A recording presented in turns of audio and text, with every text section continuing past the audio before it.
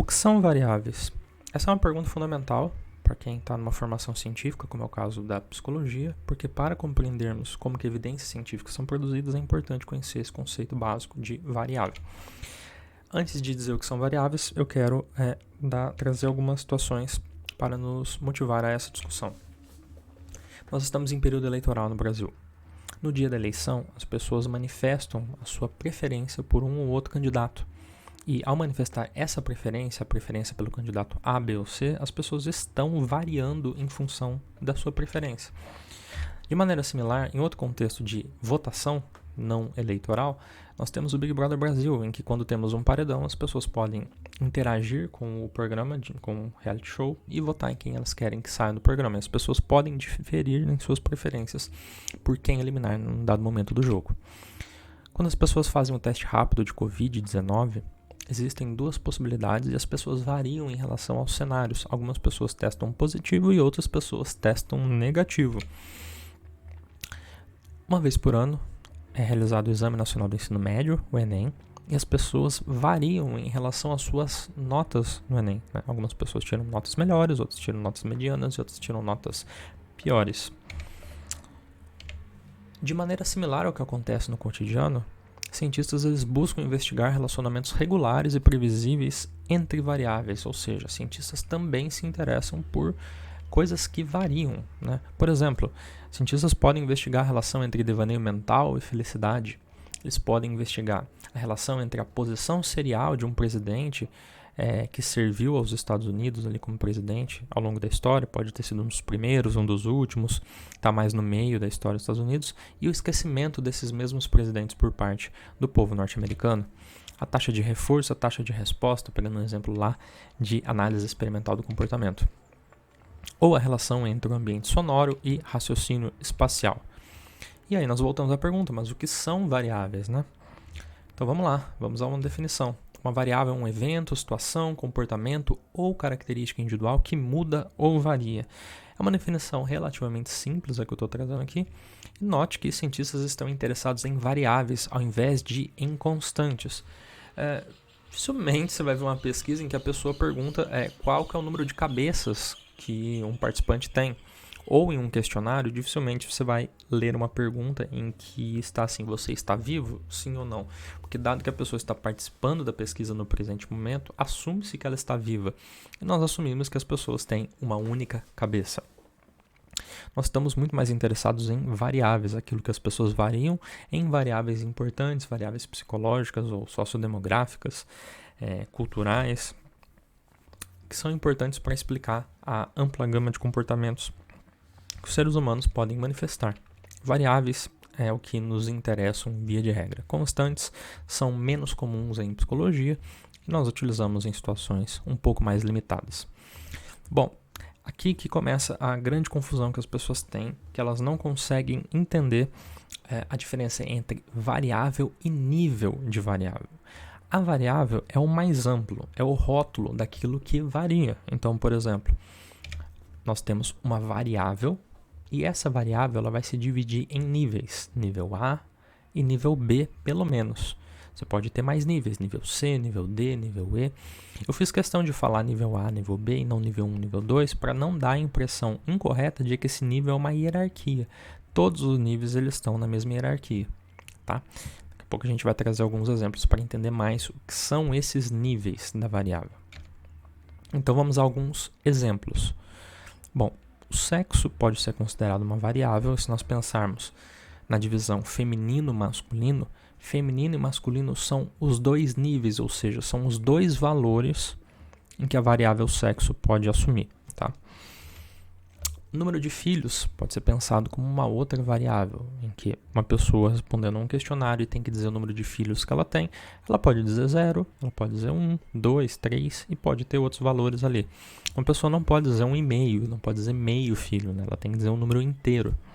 Então o número de filhos é minha variável e os valores que essa variável pode assumir são seus respectivos níveis. A posição em um campeonato. Então, participei de um campeonato, de uma corrida, de uma prova de natação. Os times do Campeonato Brasileiro estão competindo entre si. E você pode ficar em primeiro lugar, em segundo lugar, em terceiro lugar. Não existe posição ordinal aqui intermediária, não existe primeiresimo meio lugar ou segundésimo meio lugar, não faz o menor sentido isso que eu estou falando. Então são as posições de números inteiros ali ordinais, né? Agora, o índice de massa corpórea, conhecido como IMC, ele pode assumir virtualmente infinitos valores, dado que você pega a altura e a massa da pessoa e faz ali, aplica a fórmula. Posso ter uma pessoa que tem um IMC de 18,38, outra 19,99, 22,22, 24,50, 31,31, mas eu poderia ter aqui infinitos valores entre 18,38 e 19,99. Então eu posso ter outros valores aqui no meio e isso fica aqui subentendido. Então, dando um exemplo de 4 variáveis, aqui eu vou falar mais sobre isso no próximo vídeo, mas aqui eu tenho uma variável nominal, aqui eu tenho uma variável ordinal, aqui eu tenho uma variável que eu posso pensar ela como de razão, e aqui o IMC talvez intervalar, não tenho certeza, teria que pensar um pouco mais, conversar com alguém que entende dessa questão de IMC, mas são alguns exemplos, eu vou falar um pouco mais sobre as escalas possíveis num vídeo posterior. Bom, então vamos voltar aos exemplos que eu mencionei num dos slides anteriores para ficar claro o que são as variáveis. Tá? Existe uma área de estudo, um tema de estudo em psicologia que é o mind wandering, não sei se é assim que fala, eu chamo de devaneio mental, poderia ser também distração mental, é o fato de você ficar viajando na maionese. Então aqui estamos 3 pessoas possivelmente trabalhando, estudando, e uma está pensando numa outra coisa, que é um super-herói, outra pessoa está pensando que está na praia, e outra pessoa está pensando no próprio trabalho. Bom, nesse estudo de 2010, um estudo bem interessante, os participantes que tinham iPhones, foi criado um aplicativo, né? Então a gente usou um método amostragem experiencial, em que as pessoas de tempos em tempos recebiam um prompt no celular para responder a um conjunto de 3 questões, então poderia ser a qualquer momento, as pessoas poderiam estar fazendo diferentes coisas nesses momentos. As perguntas foram: como você está se sentindo agora? E a pessoa deveria responder entre 0 e 100, sendo 0 muito mal e 100 muito bem. Uma outra pergunta foi: o que você está fazendo neste momento? E aí a pessoa deveria assinalar uma ou mais de 22 alternativas, né, que eles elencaram lá de possíveis atividades que as pessoas poderiam estar fazendo no cotidiano. E a terceira pergunta era: você está pensando em alguma coisa diferente do que você está fazendo agora? E aí tinham 4 alternativas: não, sim, algo prazeroso, sim, algo neutro e sim, algo desprazeroso. Note que nós temos 3 questões e cada uma das pessoas pode diferir em cada uma das 3 respostas, ou seja, as respostas são as variáveis e os níveis são as possíveis alternativas para cada uma das respostas. No caso, para a primeira resposta eu tenho muitos níveis, eu não me recordo se eram só números inteiros ou se podia ter número quebrado entre 0 e 100, porque eu acho que era um slider que eles utilizavam, assim, eles puxavam um botãozinho mais para o 0 ou mais para o 100. Aqui tinham 22 níveis e aqui tinha 4 níveis. Tá? Então essas são as nossas variáveis. As 3 questões: como se sente, o que está fazendo, e se está pensando em alguma coisa e seus respectivos níveis. Bom, quais foram os principais resultados referentes a essas variáveis encontrados pelos autores? Os autores observaram que o devaneio mental, isso é, ficar viajando na maionese enquanto está fazendo alguma coisa, ocorre em quase metade das amostras coletadas. E a taxa é maior do que é observada em estudos laboratoriais, dado que esse estudo não foi conduzido em laboratório. Então, isso aqui é um bubble plot que mostra os resultados dos estudos. Aqui a gente tem a escala aqui de felicidade, né? Então, aparentemente o que as pessoas fazem, que elas se sentem mais felizes, é sexo.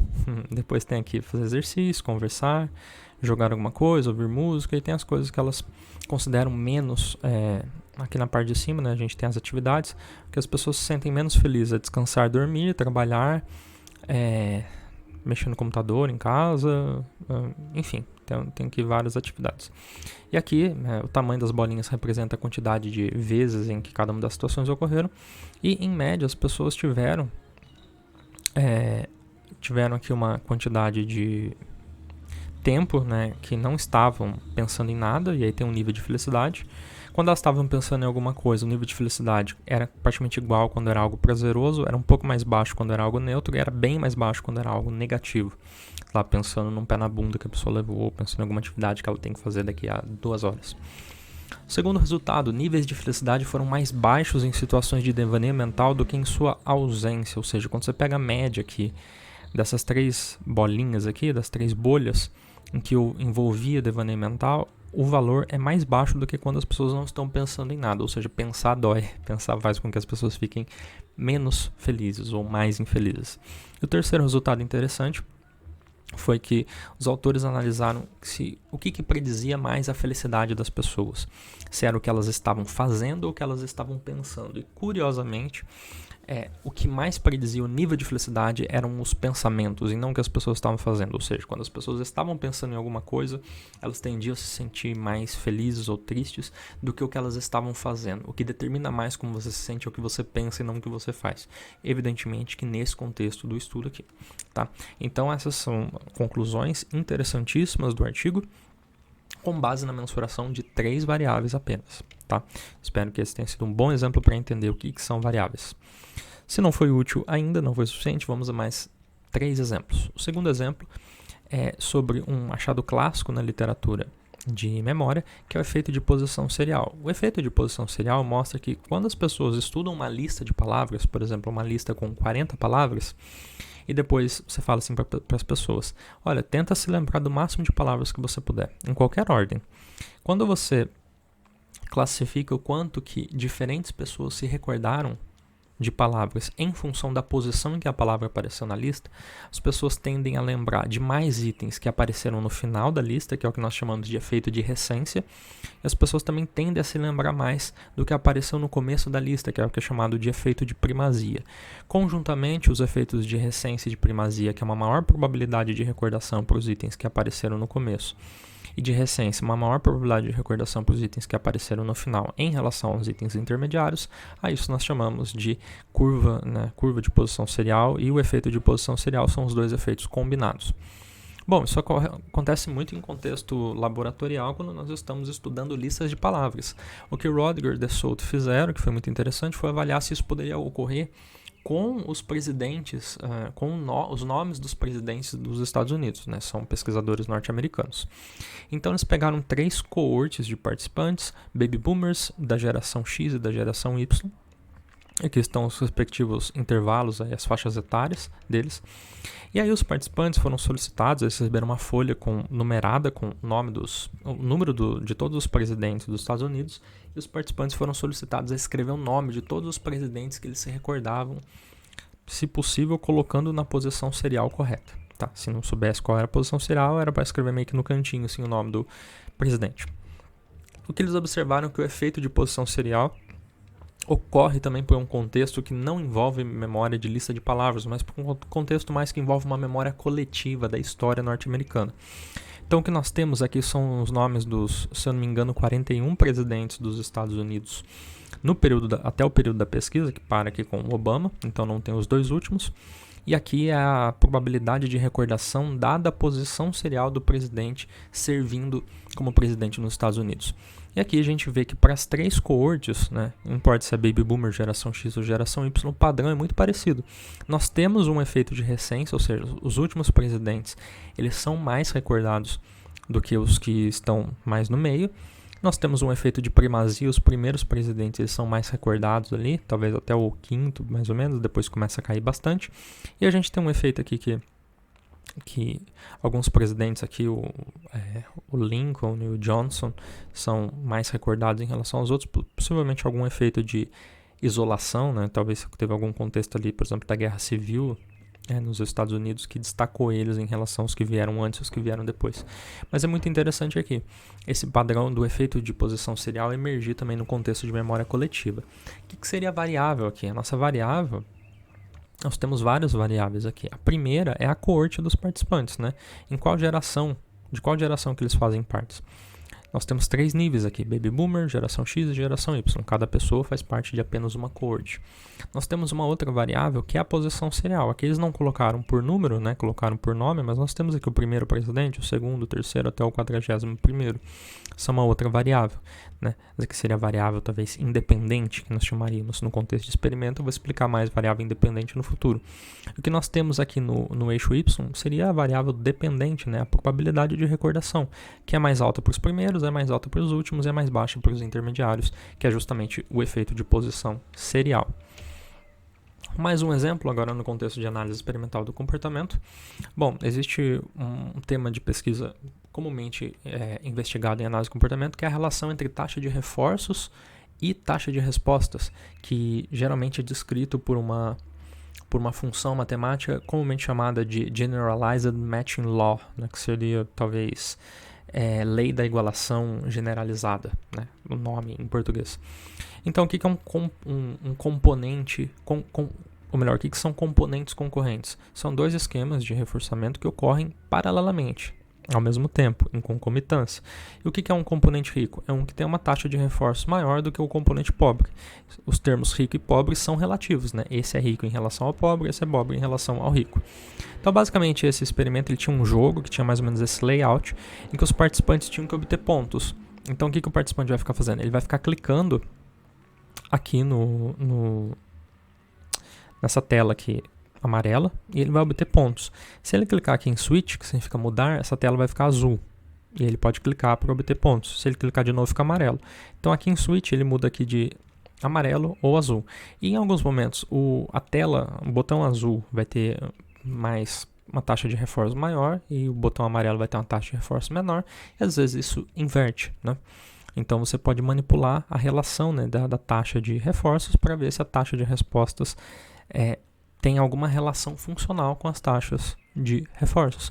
E basicamente o que esse estudo mostrou é que tem, que é justamente a Generalized Matching Law, né, que é basicamente que você tem a taxa de reforços, né, aqui, calculada em logaritmo, como é feito na lei da igualação generalizada, em que você tem a taxa de respostas, né, B de behavior, talvez, taxa de respostas dos participantes. Também em logaritmo a gente vê que tem uma relação linear entre o logaritmo das duas variáveis, o que ajusta bem a Generalized Matching Law. O que a gente tem aqui como variáveis? Bom, você tem as taxas de reforços no componente rico e no pobre. Eu posso também ter a razão entre essas taxas, o log da razão entre essas taxas, a taxa de respostas, o quanto que o participante respondeu no botão amarelo, o quanto que ele respondeu no botão azul, a razão entre essas duas coisas e o logaritmo dessas coisas. São todas variáveis, porque vai variar de participante para participante. Bom, o último exemplo. Esse é um exemplo clássico, sempre mencionado, que é também conhecido como efeito Mozart. Então, os participantes eles ficaram num ambiente sonoro durante 10 minutos que tinha 3 possibilidades. Os participantes ouviam música clássica, que era uma peça do Mozart, ouviam um áudio com instruções de relaxamento, ou ficavam em um ambiente silencioso durante 10 minutos. Uma dessas 3 situações. Na verdade, todos os participantes passavam pelas 3 situações, e após cada uma dessas situações, eles respondiam a um teste espacial da escala de inteligência Stanford-Binet. Então, um participante ele poderia passar primeiro pela música clássica, depois pelas instruções com áudio, depois pelo ambiente silencioso, outro passava por outra ordem. Então, essa ordem diferia para cada um dos participantes, mas todos passavam pelas 3 situações. A pergunta é, será que o desempenho dos participantes nesses testes espaciais vai variar em função do que eles ouviram antes, ou do que eles não ouviram, qual foi o ambiente sonoro? E a resposta foi positiva. Na verdade, você vê que quando os participantes ouviam música clássica, música do Mozart, eles tinham um desempenho maior, que eu vou interpretar aqui em termos de QI, um QI aproximadamente quase 8, 10 pontos a mais na condição em que eles ouviam a peça do Mozart do que nas condições de relaxamento ou em ambiente silencioso. Isso, na verdade, ficou conhecido como efeito Mozart. Os autores falam que o efeito ele ocorre e tem pouca duração, embora tenha um efeito significativo, mas isso acabou gerando uma proliferação de venda de CDs de Mozart para bebês, para deixar bebês mais inteligentes, o que não se depreende dos resultados. Mas para os nossos fins aqui, quais seriam as variáveis? Bom, a gente tem 2 variáveis importantes aqui. Uma é o ambiente, música clássica, áudio com instruções de relaxamento ou silencioso, são as 3 barrinhas aqui, e outra é o desempenho das pessoas, aqui mensurado em 2 variáveis equivalentes, que é o score por idade padronizada e o valor de QI com base na escala de inteligência Stanford-Binet. Então, o desempenho das pessoas nos testes espaciais. Então, espero que tenha ficado claro quais são as variáveis nesse 4º exemplo aqui. Bom, por hoje era só. Nos próximos vídeos eu vou falar sobre escalas de mensuração, tipos de relacionamentos entre variáveis, vou falar um pouquinho sobre o método experimental, o que é variável independente, o que é variável dependente, como identificar as variáveis graficamente e trazer alguns exemplos, tal como eu fiz no vídeo de hoje, para ajudar a compreensão. Aqui estão as referências, chequem também a descrição do vídeo, porque possivelmente eu vou disponibilizar esses slides para quem quiser consultar alguma coisa, tá? E é isso, até breve.